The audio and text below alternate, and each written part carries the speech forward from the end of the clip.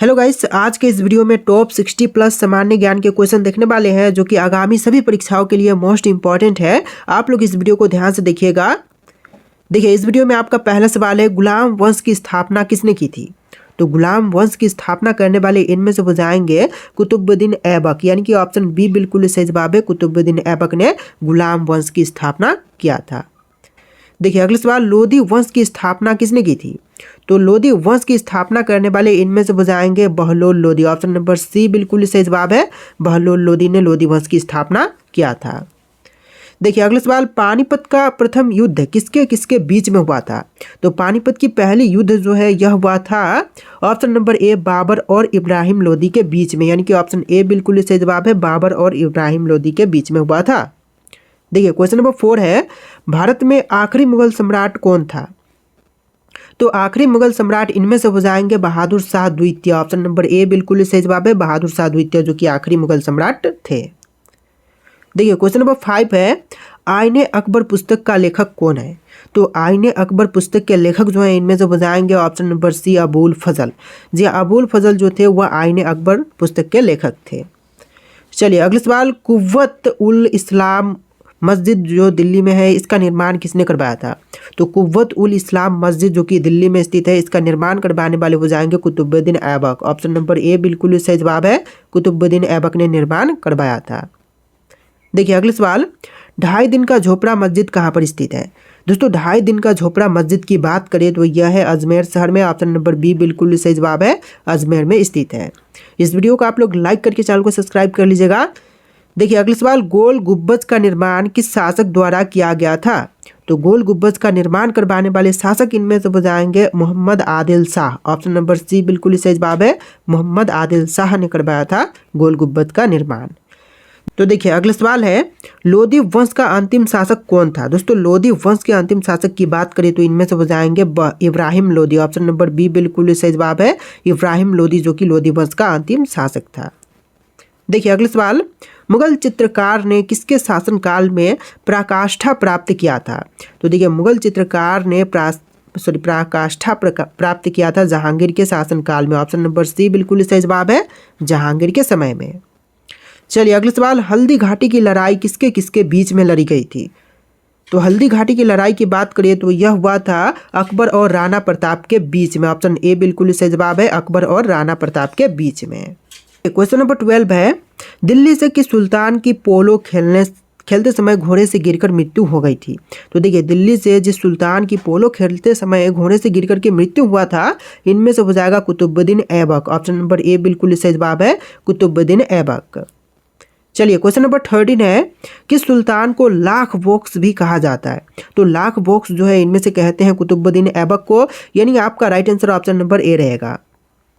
चलिए, question number 14 है, इल्तुतमिश द्वारा स्थापित 40 तुर्की सरदारों के दल जिसे चिहलगानी बोलते हैं किसने समाप्त कर दिया था? तो इसको समाप्त करने वाले इनमें से हो जाएंगे बलबन। ऑप्शन नंबर बी बिल्कुल सही जवाब है। बलबन ने समाप्त कर दिया था।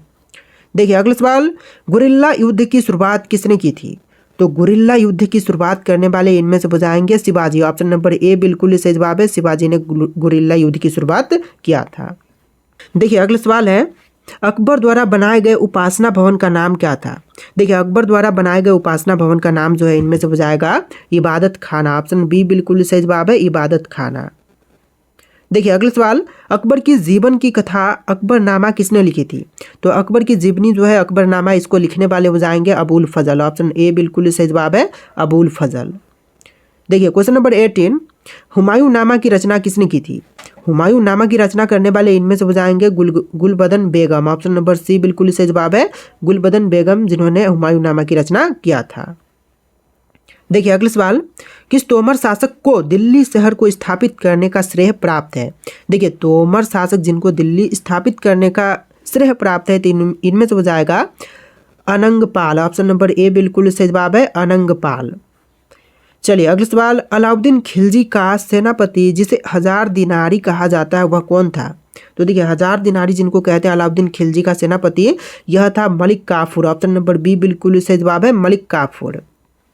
चलिए, क्वेश्चन नंबर 21 है, किस युद्ध में भारत में मुगल साम्राज्य की नींव पड़ी थी? तो भारत में मुगल साम्राज्य की नींव जो है यह पड़ा था पानीपत का प्रथम युद्ध के बाद से। ऑप्शन नंबर सी बिल्कुल सही जवाब है, पानीपत का प्रथम युद्ध। देखिए क्वेश्चन नंबर 22 है, अलाउद्दीन खिलजी ने बाजार नियंत्रण की पूरी व्यवस्था का संचालन कौन करता था? तो अलाउद्दीन खिलजी के बाजार नियंत्रण की पूरी व्यवस्था का संचालन जो है यह करते थे दीवाने रियासत। ऑप्शन ए बिल्कुल सही जवाब है, दीवाने रियासत। चलिए अगला सवाल, अकबर के शासन काल में महाभारत का पार्सियन भाषा में अनुवाद क्या कहलाता था? तो इनमें से हो जाएगा ऑप्शन नंबर ए रजमनामा। ऑप्शन नंबर ए बिल्कुल सही जवाब है, रजमनामा। चलिए नेक्स्ट क्वेश्चन, वह कौन सा सूफी संत था जो यह मानता था कि भक्ति संगीत ईश्वर के निकट पहुंचने का मार्ग है? तो वह सूफी संत इनमें से हो जाएंगे Sheikh Moinuddin Chishti. Option number A बिल्कुल सही जवाब है, शेख मोइनुद्दीन चिश्ती। देखिए क्वेश्चन नंबर 25 है, किस लड़ाई के बाद मोहम्मद गौरी के लिए दिल्ली का रास्ता खोल दिया गया था?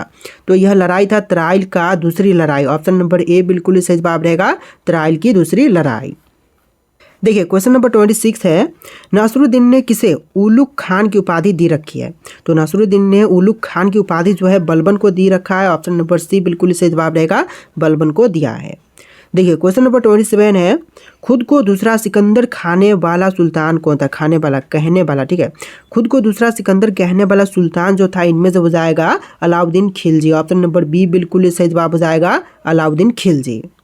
देखिए क्वेश्चन नंबर 28 है, जब ईस्ट इंडिया कंपनी का गठन हुआ था उस समय भारत का मुगल बादशाह कौन था? तो ईस्ट इंडिया कंपनी के गठन के समय भारत के मुगल बादशाह जो है इनमें से थे अकबर। ऑप्शन नंबर सी बिल्कुल सही जवाब है, अकबर। चलिए अगला सवाल, जहांगीर के दरबार में ब्रिटिश राजा जेम्स प्रथम का राजदूत कौन था? तो देखिए जेम्स प्रथम का राजदूत इनमें से हो जाएगा option number C William Hawkins, यानी कि ऑप्शन सी बिल्कुल सही जवाब है, विलियम हॉकिंस। देखिए क्वेश्चन नंबर 30 है, मोहम्मद बिन कासिम जो अरब मुस्लिम था उसने भारत पर पहली बार आक्रमण कब किया था? तो देखिए अरब मुस्लिम जो कि पहली बार भारत पर आक्रमण जो है किया था 1712 में। ऑप्शन नंबर बी बिल्कुल सही जवाब है, 1712 में। देखिए क्वेश्चन नंबर 31 है, दिल्ली के कुतुब मीनार को पूरा करने का श्रेय किसे दिया जाता है?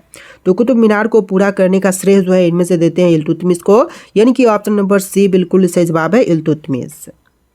देखिए अगला सवाल, पानीपत की दूसरी लड़ाई कब हुई थी? तो पानीपत की दूसरी लड़ाई जो है 1556 में हुआ था और पहली लड़ाई जो है 1526 में हुआ था। तो देखिए क्वेश्चन नंबर 33 है, भारत में प्रथम मुस्लिम आक्रमणकारी कौन था? दोस्तों पहला मुस्लिम आक्रमणकारी की बात करिए तो इनमें से हो जाएगा मोहम्मद बिन कासिम। ऑप्शन नंबर सी बिल्कुल सही जवाब है, मोहम्मद बिन कासिम। देखिए क्वेश्चन नंबर 34 है, प्रथम भारतीय साम्राज्य स्थापित किया गया था तो किसके द्वारा? तो प्रथम भारतीय साम्राज्य की स्थापना जो है चंद्रगुप्त मौर्य द्वारा हुआ था। ऑप्शन नंबर डी बिल्कुल सही जवाब है, चंद्रगुप्त मौर्य द्वारा। देखिए क्वेश्चन नंबर 35 है, किसके समाधि के कारण नांदेड़ गुरुद्वारा सिखों द्वारा पवित्र माना जाता है? तो यह हो जाएगा ऑप्शन नंबर डी, गुरु गोविंद सिंह की समाधि के कारण। ऑप्शन नंबर डी बिल्कुल सही जवाब हो जाएगा। देखिए क्वेश्चन नंबर 36 है, विख्यात सोमनाथ मंदिर को किसने नष्ट किया था? तो विख्यात सोमनाथ मंदिर को नष्ट करने वाला हो जाएगा सुल्तान महमूद। ऑप्शन नंबर बी बिल्कुल सही जवाब है, सुल्तान महमूद। देखिए क्वेश्चन नंबर 37 है, निम्नलिखित में से कौन सा सबसे पुराना स्मारक है? तो इनमें से सबसे पुरानी स्मारक की बात करें तो यह हो जाएगा अजंता की गुफाएं। ऑप्शन नंबर सी बिल्कुल सही जवाब है, अजंता की गुफाएं जो कि सबसे पुराना स्मारक है। देखिए क्वेश्चन नंबर 38 है, सिंधु घाटी सभ्यता के लोग पूजा करते थे किन की? तो सिंधु घाटी सभ्यता के लोग जो है पशुपति की पूजा करते थे। ऑप्शन ए बिल्कुल सही जवाब रहेगा, पशुपति की।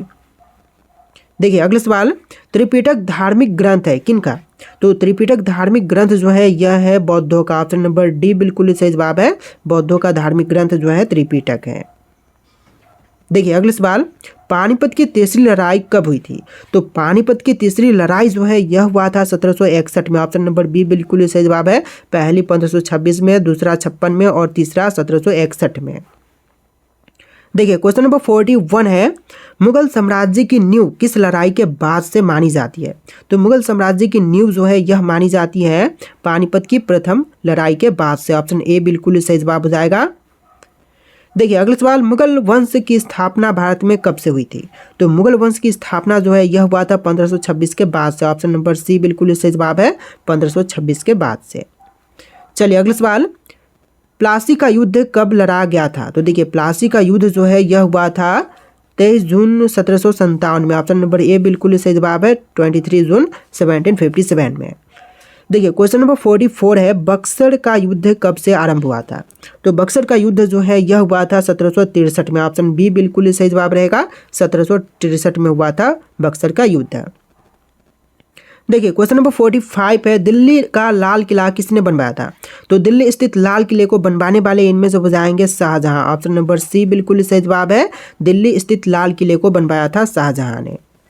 देखिए अगला सवाल, शिवाजी के प्रशासन में पेशवा किसे कहा जाता है? तो शिवाजी के प्रशासन में पेशवा जो है इनमें से कहते हैं मुख्यमंत्री को, यानी कि ऑप्शन सी बिल्कुल सही जवाब है, मुख्यमंत्री। चलिए नेक्स्ट क्वेश्चन, भारत की प्रथम पूर्णतः रंगीन फिल्म कौन सी थी? तो देखिए पूरी तरह से रंगीन फिल्म जो कि भारत की पहली, इनमें से हो जाएगा झांसी की रानी। ऑप्शन नंबर डी बिल्कुल सही जवाब है, झांसी की रानी। देखिए अगला सवाल, वियना सम्मेलन कब हुआ था? तो वियना सम्मेलन की बात करें तो यह हुआ था 1815 में। ऑप्शन नंबर सी बिल्कुल सही जवाब है, 1815 में। देखिए अगला सवाल, किस देश को यूरोप का मरीज कहा जाता है? तो देखिए यूरोप का मरीज जो है इनमें से कहते हैं तुर्की को, यानी कि ऑप्शन नंबर डी बिल्कुल सही जवाब है, तुर्की को कहते हैं यूरोप का मरीज। और एशिया का मरीज कहते हैं चीन को, तो ध्यान में रखिएगा। देखिए अगला सवाल, जर्मनी का एकीकरण कब हुआ था? तो जर्मनी का एकीकरण पूरा हुआ था ऑप्शन नंबर डी 1871 में, यानी कि आपका राइट आंसर ऑप्शन का डी रहेगा 1871 में। तो देखिए अगला सवाल है, एक्ट ऑफ यूनियन किस वर्ष पारित हुआ था? दोस्तों एक्ट ऑफ यूनियन की बात करें तो यह पारित हुआ था 1707 में। ऑप्शन नंबर सी बिल्कुल सही जवाब है, 1707 में। देखिए अगला सवाल, बोल्शेविक क्रांति कब हुई थी? दोस्तों बोल्शेविक क्रांति की बात करें तो यह हुआ था 1917 में। ऑप्शन बी बिल्कुल सही जवाब है, 1917 में। चलिए अगला सवाल, नई आर्थिक नीति का जन्मदाता था, तो कौन था? तो नई आर्थिक नीति का जन्मदाता जो है इनमें से हो जाएगा लेनिन। ऑप्शन नंबर सी बिल्कुल सही जवाब है, लेनिन। देखिए अगला सवाल, अप्रैल थीसिस किसने तैयार की? तो अप्रैल थीसिस तैयार करने वाला इनमें से हो जाएगा लेनिन। ऑप्शन नंबर सी बिल्कुल सही जवाब है, लेनिन ने तैयार किया था। देखिए अगला सवाल, लेनिन ने नई आर्थिक नीति की घोषणा कब की? तो लेनिन द्वारा नई आर्थिक नीति की घोषणा जो है यह 1921 में किया गया था। ऑप्शन बी बिल्कुल सही जवाब है, 1921 में। देखिए अगला सवाल, लाल सेना का गठन किसने किया था? तो लाल सेना का गठन करने वाले इनमें से हो जाएंगे ट्राट्स्की। ऑप्शन नंबर बी बिल्कुल सही जवाब है, ट्राट्स्की। चलिए नेक्स्ट क्वेश्चन, भारत में अंग्रेजी शिक्षा की शुरुआत किसने की थी? तो अंग्रेजी शिक्षा की शुरुआत करने वाला इनमें से हो जाएगा मैकाले ने। ऑप्शन ए बिल्कुल सही जवाब है, मैकाले ने शुरू किया था अंग्रेजी शिक्षा की शुरुआत। चलिए नेक्स्ट क्वेश्चन, राजा राममोहन राय को सरोकार नहीं था क्या? तो राजा राममोहन राय को सरोकार नहीं थी इनमें से संस्कृत की शिक्षा में। ऑप्शन सी बिल्कुल सही जवाब है, संस्कृत की शिक्षा में। देखिए अगला सवाल, जलियांवाला बाग हत्याकांड के लिए कौन जनरल उत्तरदायी था? तो जलियांवाला बाग हत्याकांड के लिए उत्तरदायी इनमें से हो जाएगा General Dyer. Option number C बिल्कुल सही जवाब है, जनरल डायर। देखिए अगला सवाल, प्रथम मैसूर युद्ध किसके बीच में हुआ था? तो प्रथम मैसूर युद्ध जो है यह हुआ था ब्रिटिश और हैदर अली के बीच में। ऑप्शन बी बिल्कुल सही जवाब है, ब्रिटिश और हैदर अली के बीच में। देखिए क्वेश्चन नंबर 61 है, सती प्रथा पर प्रतिबंध किसने लगाया था? तो देखिए सती प्रथा पर प्रतिबंध लगाने वाले इनमें से बताएंगे Lord William Bentinck. Option number C बिल्कुल सही जवाब है, लॉर्ड विलियम बेंटिक। देखिए अगला सवाल, किस वर्ष में म्यांमार भारतवर्ष से अलग हुआ था? तो देखिए म्यांमार जो है भारत से अलग हुआ था 1937 में। ऑप्शन नंबर सी बिल्कुल सही जवाब है, 1937 में। देखिए अगला सवाल, पानीपत की तीसरी लड़ाई कब हुई थी? ऑप्शन यहाँ पर इनमें से राइट आंसर आपको कमेंट करना है, जो कि आपके लिए टेस्ट है कि पानीपत की तीसरी लड़ाई कब हुआ था। क्वेश्चन का आंसर कमेंट कीजिएगा। और इस वीडियो में टोटल 60+ जीके क्वेश्चन थे। आपको वीडियो कैसा लगा कमेंट करना, और इस वीडियो को लाइक करके चैनल को सब्सक्राइब कर लीजिएगा। चलिए फिर मिलते हैं नए वीडियो में।